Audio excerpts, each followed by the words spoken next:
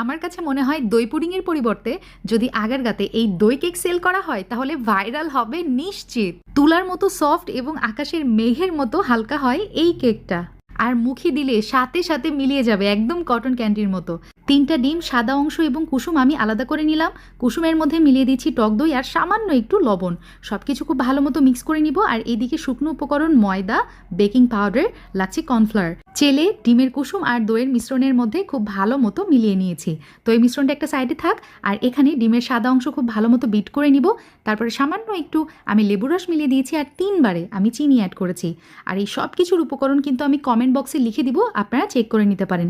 ডিমের ফোমের মধ্যে এখন কুসুম আর দইয়ের মিশ্রণটা অল্প অল্প করে মিলাবো আর আলতো হাতে এটা মিক্স করতে থাকবো। এখন একটা কেকের মোল্ডের মধ্যে এটা ঢেলে নিচ্ছি। ট্রের মধ্যে গরম পানি দিয়ে 150 ডিগ্রি সেলসিয়াস টেম্পারেচারে আমি 50 থেকে 60 মিনিট বেক করে নিয়েছি।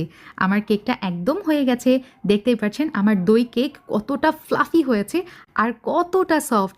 দই কেকের উপকরণের পরিমাণগুলো কমেন্ট বক্সে লিখে দিয়েছি, চেক করতে ভুলবেন না কিন্তু।